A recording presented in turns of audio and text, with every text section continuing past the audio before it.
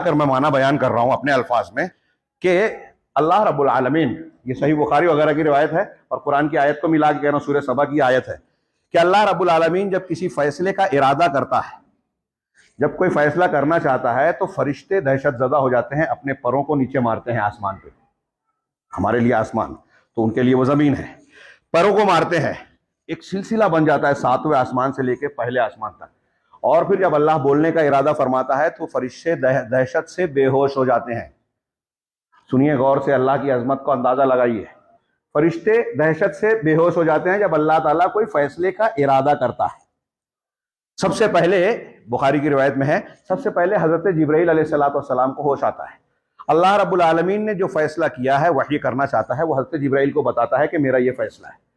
اب حضرت جبرائیل اس کے بعد آگے بڑھتے ہیں تو 7ویں آسمان والے اور فرشتوں کو جو ہوش آتا ہے تو وہ 7ویں آسمان والے پہلے پوچھتے ہیں حضرت جبرائیل سے کہ تمہارے رب نے کیا کہا. حتی اذا فزع عن قلوبہم، جب ان کے دل سے خوف چھٹتا ہے، ہٹتا ہے، تو قالوا ماذا قال ربکم، تو فرشتے آپس میں کہتے ہیں کہ تمہارے پروردگار نے کیا کہا. حضرت جبرائیل ان کو بتاتے ہیں کہ اللہ تعالیٰ کا ایسا ایسا فیصلہ ہے. فرشتے سننے کے بعد کہتے ہیں قالوا الحق وهو العلی الکبیر، اللہ نے جو فیصلہ کیا وہ حق ہے، اللہ کا حق کے علاوہ فیصلہ ہو بھی نہیں سکتا، اور وہ العلی الکبیر ہے، وہ حق ہے اور وہ علی ہے، بلندیوں والا ہے، کبیر ہے، بڑا ہے سب سے. فرشتوں کا یہ حال ہوتا ہے. تھوڑی دیر کے لیے اس آیت کے 2-3 پہلوؤں پہ غور کیجئے، ٹائم نہیں ہے کہ میں تفصیل میں جاؤں. اللہ صرف ارادہ کرتا ہے وحی کا، فرشتے بے ہوش ہو جاتے ہیں، خوف زدہ ہو جاتے ہیں. اللہ کا کیا حیثیت ہے سوچئے.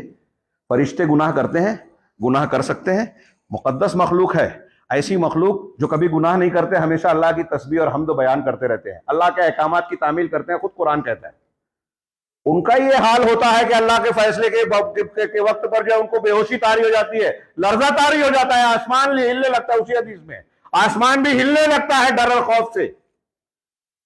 اب تھوڑی دیر کے لیے سوچیں، ہمارے وہ لوگ جو باباؤں کے پاس جاتے ہیں، بزرگان دین، اولیاء اور صالحین کے پاس جا کے یہ کہتے ہیں کہ اگر ہم کو اولاد نہیں مل رہی ہے، شادی ہو گئی، 15 سال ہو گیا، اولاد نہیں مل رہی ہے، تو اجمیر چلے جائیں گے، فلاں جگہ چلے جائیں گے تو ہم کو اولاد مل جائے گی.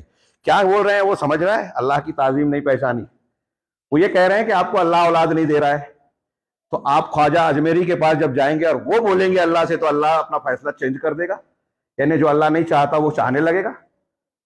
تو اجمیری صاحب کا ارادہ اللہ تبارک و تعالیٰ پر غالب آ گیا نا، تو اللہ مغلوب ہو گیا. اللہ فعال لما یرید کہاں رہا آپ کے عقیدے کے مطابق. کیا آپ نے اللہ کی تعظیم کی، اللہ کا مقام اور مرتبہ پہچانا؟ ہاں، بزرگان دین کو حد سے زیادہ بڑھانے میں آپ اللہ کی شان گھٹا رہے ہیں، اللہ کی شان میں گستاخی کر رہے ہیں، شرک کر رہے ہیں جو کبھی معاف ہونے کے لائق نہیں ہے اگر توبہ نہیں کی. ابھی ہم بیان کر رہے ہیں تو کہیں گے خواجہ اجمیری کی بے عزتی کر رہے ہیں. نہیں، ہم بے عزتی نہیں کر رہے ہیں، آپ ایسا کر کے اللہ کی بے عزتی کر رہے ہیں، اللہ کی تعظیم کو نہیں پہچانا. جتنے مشرک ہیں، جتنے بدعتی ہیں، سب اللہ تبارک و تعالیٰ کی عظمت شان کی خلاف ورزی کر رہے ہیں، اللہ کی شان میں گستاخی کر رہے ہیں. کہ تو اولاد نہیں دیتا ہم بابا سے لے لیں گے، تو مشکل کشائی نہیں کرتا ہم فلاں بزرگ کے در پہ جائیں گے، وہ تجھ سے بولے گا تو تو اپنا فیصلہ بدلنے پہ مجبور ہو جائے گا. اللہ مجبور ہے کیا؟ اللہ پر کسی کا دباؤ چلے گا کیا؟ فرشتے بے ہوش ہو جا رہے ہیں تو فرشتے یہ بول سکتے ہیں اللہ اپنا فیصلہ چینج کر. ابھی آپ نے آیت سنی، حدیث اور آیت کی روشنی میں میں نے ایک چیز بیان کی، اللہ کی تعظیم اس سے ڈھونڈیے. فرشتے بے ہوش ہو جا رہے ہیں تو دنیا کا کون سا ولی ہے جو اللہ سے یہ کہے گا کہ میرے فلاں چاہنے والے کو، میرے رشتہ دار کو تو اولاد نہیں دے رہا ہے، تو جہنم میں ڈال رہا ہے، جہنم میں مت ڈال، جنت پہ ڈال دے. اللہ رب العالمین اپنا فیصلہ بدل دے گا؟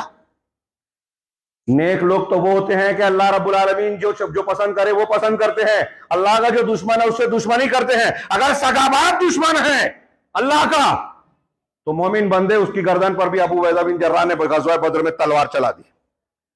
تو جو اللہ کا دشمن ہے وہ ہمارا دوست ہو سکتا ہے کیا؟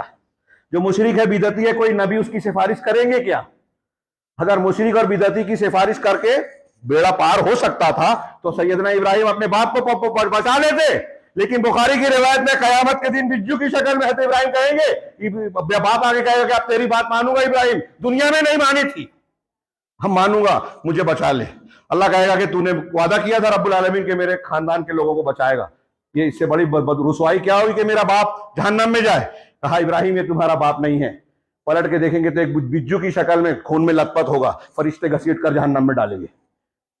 ابراہیم علیہ السلام اپنے باپ کو نہیں بچا پائیں گے، محمد رسول اللہ صلی اللہ علیہ وسلم اپنے والدین ابو طالب ابو لہب جو سگے قریبی رشتہ دار نہیں بچا پائیں گے۔ بچانے والی ذات کون ہے؟ صرف اللہ۔ کیسے بچے گی؟ آپ اور ہم آپ اللہ پر ایمان لائیں، اس کی تعظیم دل میں بٹھائیں، تب بچیں گے، وہی بچا سکتا ہے۔